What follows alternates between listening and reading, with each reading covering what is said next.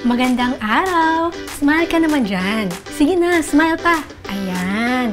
Sabi nga nila, true happiness doesn't come from material things, kundi sa simpleng puso na marunong magpasalamat.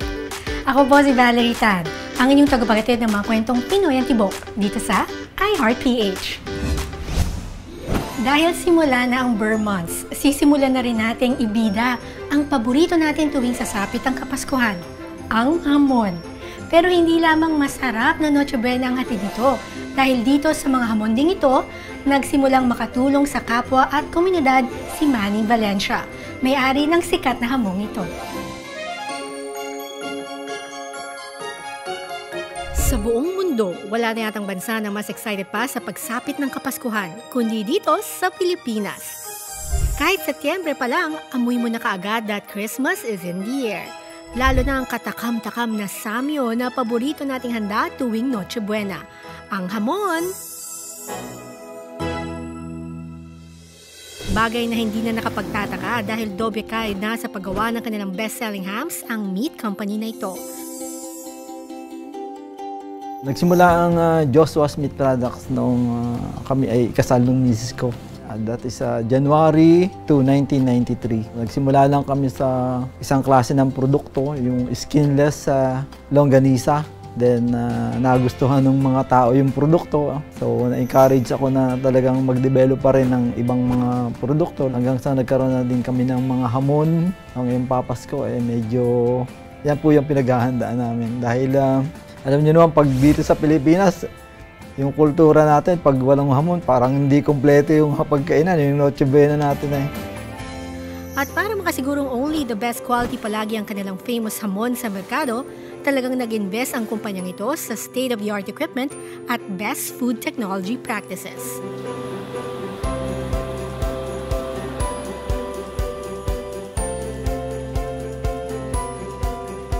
Bukod sa pinananatili natin na masarap ang aming produkto, syempre dapat mataas ang kalidad.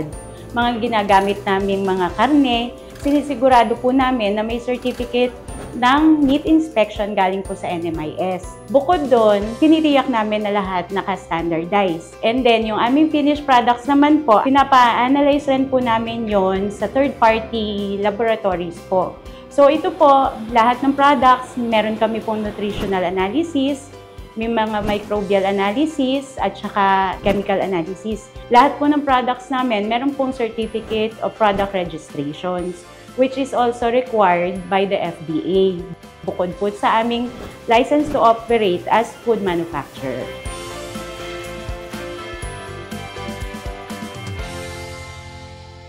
The best meat products, the best practices. Since 1993, talagang walang palya ang kumpanyang ito sa paghatid ng dekalidad na produkto sa bansa. At sa kanilang pagunlad, kasama rin nila all the way ang kanilang mga empleyado na kapwa-umangat na rin ang estado ng buhay. Sabi ng Bible, mahalin mo yung kapwa mo. So, para na din ang na mag-extend ka ng tulong sa iba, makatulong ka. Isang pagsunod din yun sa atin, sinasabi ng Panginoon sa atin na mahalin natin yung kapwa natin. Pero hindi lang sa kanilang mga empleyado nagtatapos ang pagtulong. Maging ang kanilang komunidad na ginagalawan, laging nakaakibat ang meat company. Lalo't nasa sentro ng kanilang pamunuan at operasyon ang mabuting aral ng Panginoong Hesukristo. Sa Bible kasi mayroong tinatawag na yung mga malapit sa'yo, maabot mo, yun ang unahin mo. Hindi naman po pwedeng layo-layo ng iba, yun ang unahin. Magaya kung alin yung malapit, kapamilya, kalapit barangay, yun ang unahin mo. Hanggat sa makakaya namin, nag-extend talaga kami ng tulong para sa mga proyekto na makakatulong din sa iba. Isa lang ang Barangay Banilad sa Nagcarlan, Laguna sa marami ng lugar na nabigyang agapay ng Meat Product Company. Nagkaroon ng mga kalamidad nung araw, bagyo, taong 2024. Sabi ko nga ay biglang dumating yung blessing, bigas, meat products ng Joshua at ang sabi nga ni Sir Manny ay para sa Barangay Banilad sa mga nasalanta. Agad-agad ang aking kasamang buong sanggunian, pinimigay namin doon sa talagang mga mamamayan ng Banilad na nangangailangan. Kahit kami hindi humingi ng produkto ng Joshua Meat Products, sila na mismo yung tumatawag o nagchat-chat sa akin Kap, may paparating dyan. Kap, kunin mo rito, kunin nyo rito, may bigas dito, at meat products para sa barangay mo. Bukod sa relief goods, aktibo rin ang Meat Company products sa pagbibigay kaunlaran sa mga residente ng Barangay Banilad. Hindi lang yon, may mga problemang medical, financial assistance, assistance sa aming mga players ng volleyball, mga manlalaro. Hindi lang sa aspeto ng pagkain. Kumbaga ay sa iba't ibang anggulo na po pwedeng makatulong ang Joshua Meat Products Company tumutulong at nakakarating dito sa aming barangay. At ang nakakatuwa nga, sabi ko nga, sana ay magpatuloy ang biyayang tinatanggap ng kumpanya ng Joshua Meat Products. Pero para kay Cap Rexibal, ang pinakamalaking naiambag ng Meat Product Company sa kanilang barangay ay ang pagtugon nito sa kanilang pangangailangan na magkaroon ng sariling rescue vehicle. Ang katotohanan niyan, talagang ang ginagamit namin noong nakaraang panahon, yung aming tricycle patrol na nakita niyo sa labas. Kung inyo pong mapapansin itong lugar namin, talagang napakalayo. Kung malubha ang kalagayan ng isang pasyente, talagang hindi kakayanin ng Nagcarlan District Hospital.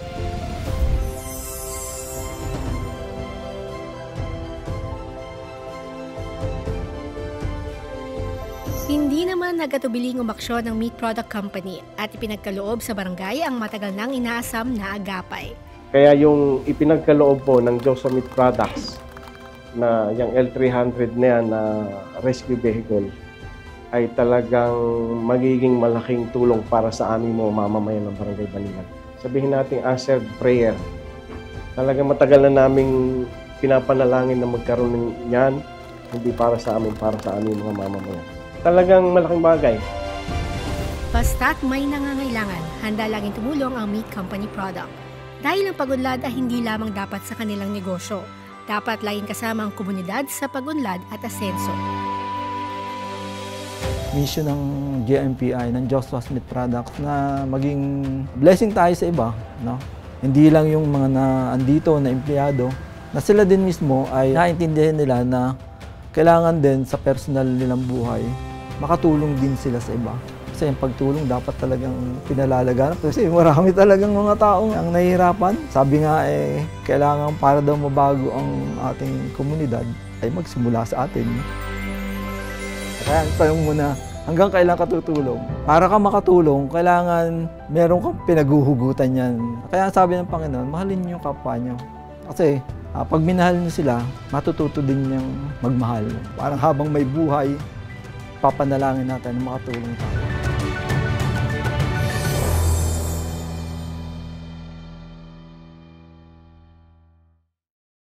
Hindi lamang kasiyahan ang hatid ng hamon sa mesa, kundi instrumento rin ito para mas makatulong sa nakararami.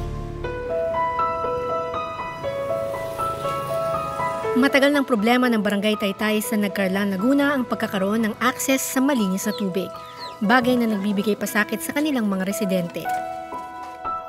Isa po sa may pinakamalaking bilang ng populasyon ang Barangay Taytay dito sa 52 barangay ng bayan ng Nagcarlan. Malaking challenge po sa amin yung pagkakaroon ng sapat at ligtas na inuming tubig.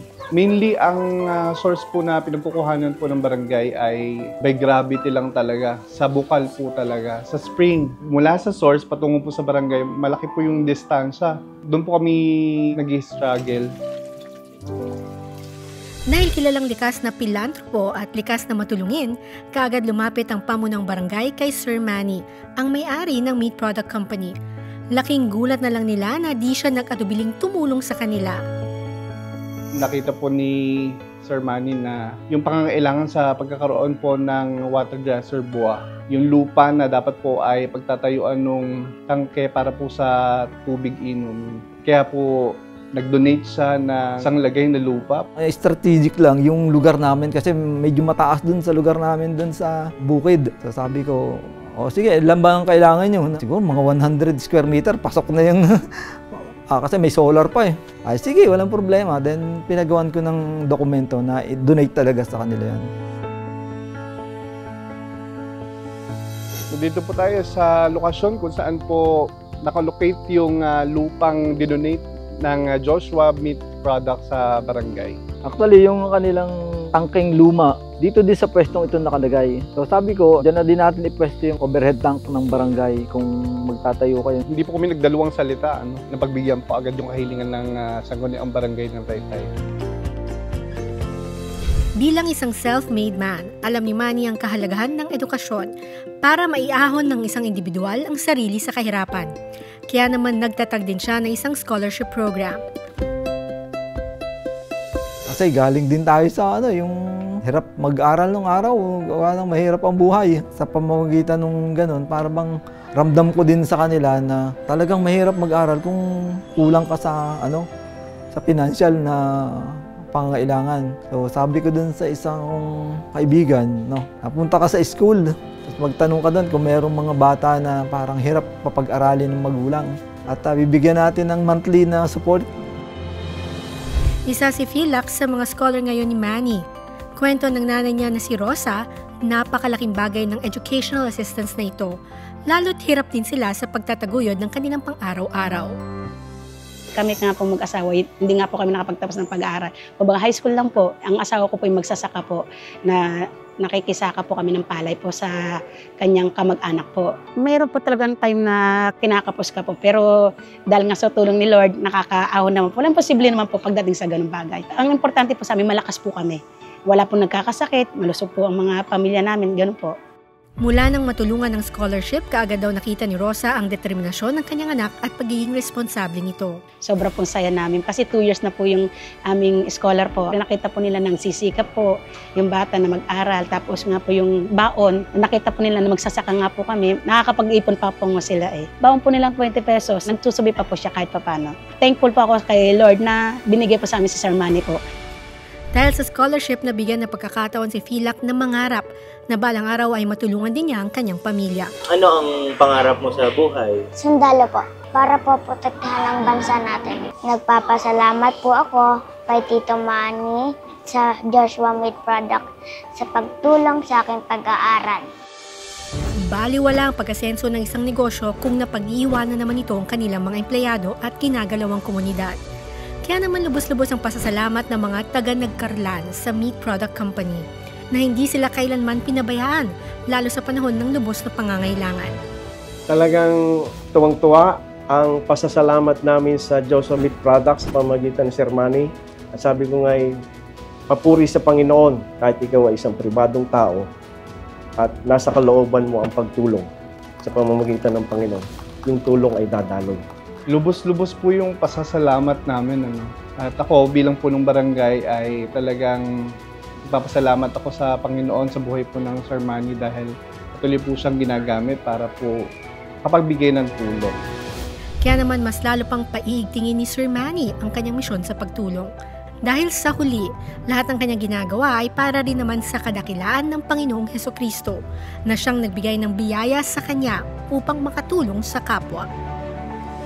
Para ka makatulong, kailangan meron kang pinaguhugutan yan. Sa akin, ang pinaguhugutan ko niyan, yung Diyos na lumikha sa atin, mahal tayo lahat eh. Kaya sabi ng Panginoon, mahalin niyo yung kapwa niyo. Kasi pag minahal niyo sila, matututo din niyang magmahal. Baga, tinatanim yan eh. Kaya tanong mo na, hanggang kailan ka tutulong? Nawa, ilagay lagi sa puso ko at padalan tayo lagi ni Lord ng pantulong, parang habang may buhay, papanalangin natin na makatulong ka.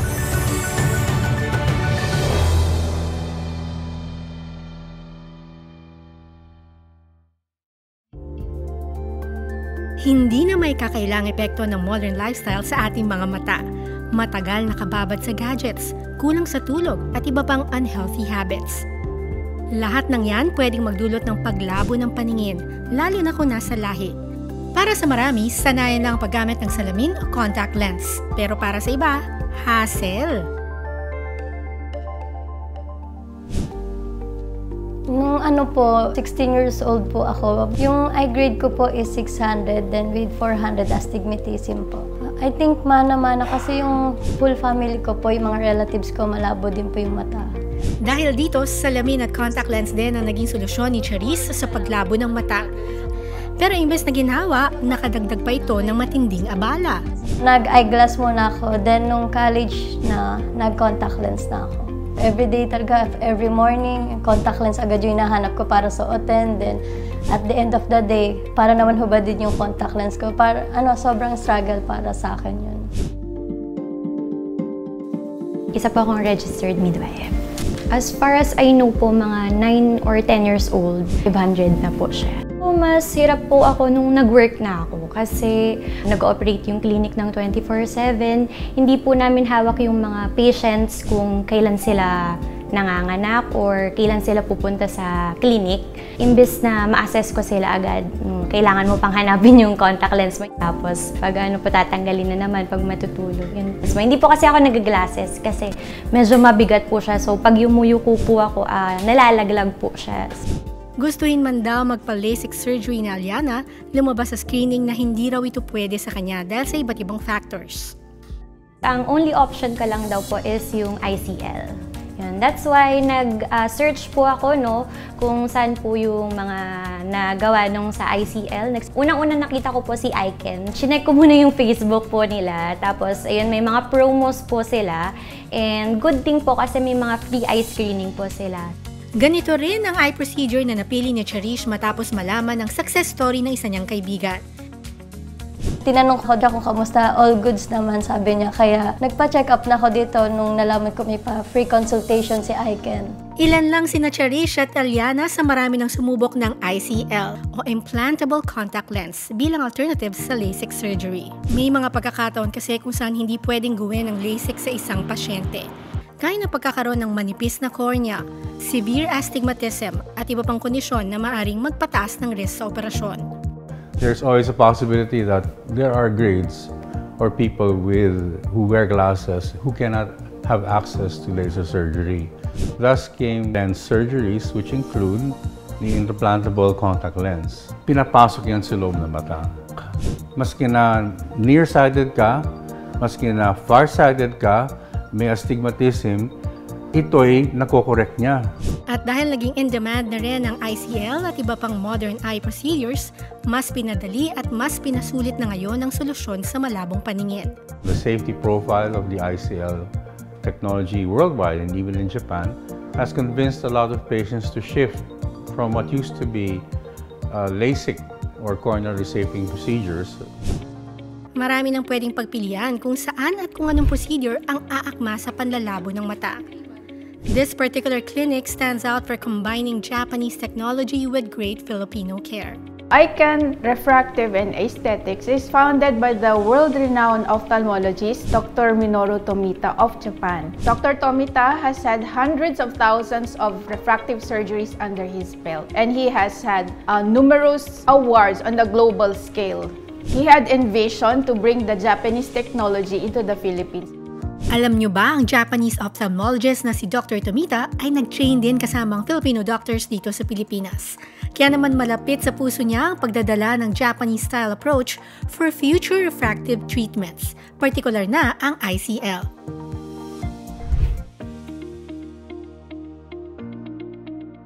Our services include general ophthalmology, cataract surgery, glaucoma, retina, and also laser surgery and ICL surgery.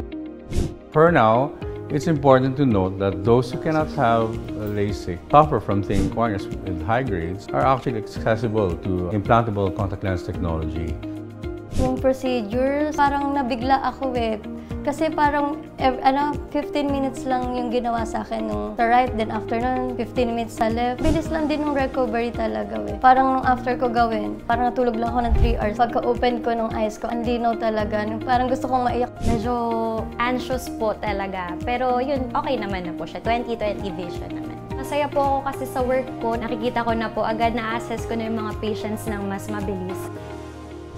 Behind their state-of-the-art equipment, advanced diagnostic tools, and modern treatment techniques, sinisikap nilang tuparin ang kanilang commitment to empower individuals with clear and comfortable vision with an affordability for all.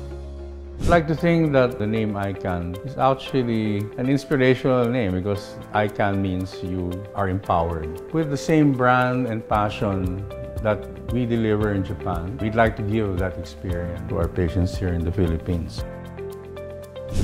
We are more than just a clinic. We are a family that cares deeply for the Filipinos.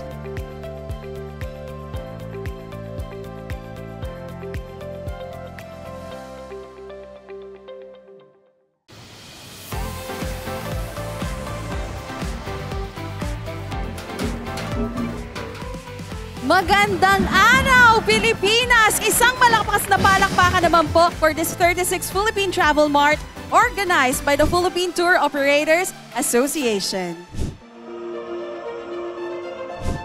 For 36 years, Philippine Travel Mart has maintained its stature as a pillar in Philippine tourism, allowing access and availability to each and every Filipino or anyone from around the globe. We have all the 18 regions participating in this exhibition. They showcase their products. They have local tour operators. They have hotel resorts. They have food items. They have cultural heritage and shows every little product that is in the 18 regions. Visit Socks Region Map!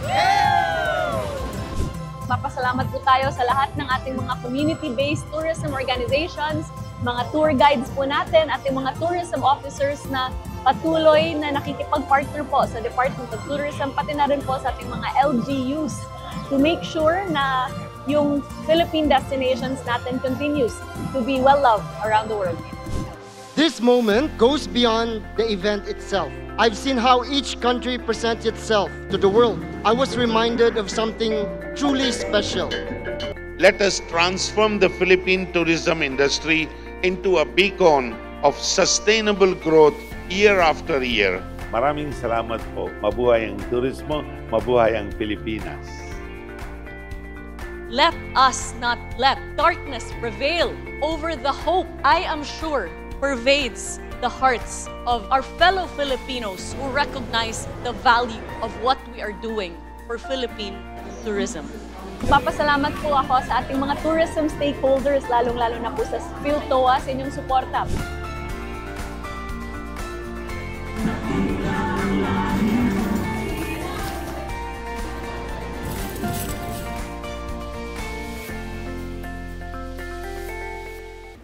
Dahil your health matters. Kaya may advice si Dr. Joel Lopez tungkol sa inyong kalusugan at well-being.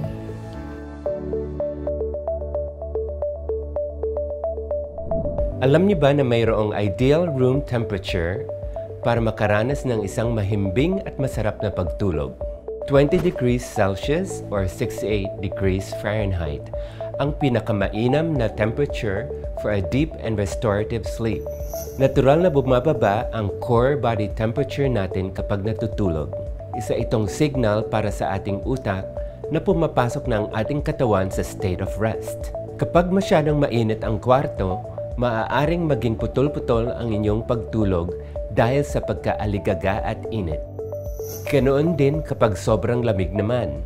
Mahirap din makatulog ng maayos dahil sa muscle stiffness at discomfort, lalo na sa ating extremities gaya ng paa at kamay. Kaya naman tamang-tama lang ang 20 degrees Celsius. Hindi masyadong malamig, hindi rin masyadong mainit. Perfect temperature for that deep and restorative sleep. Laging tatandaan, magpakonsulta lamang sa mga eksperto tungkol sa inyong kalusugan. I'm Dr. Joel Lopez. Follow for more holistic health trivia dahil your health matters.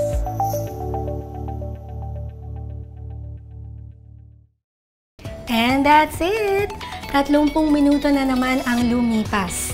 Nag-enjoy ba kayo sa aming episode ngayon? I-like mo na rin ang aming social media account for more of our stories.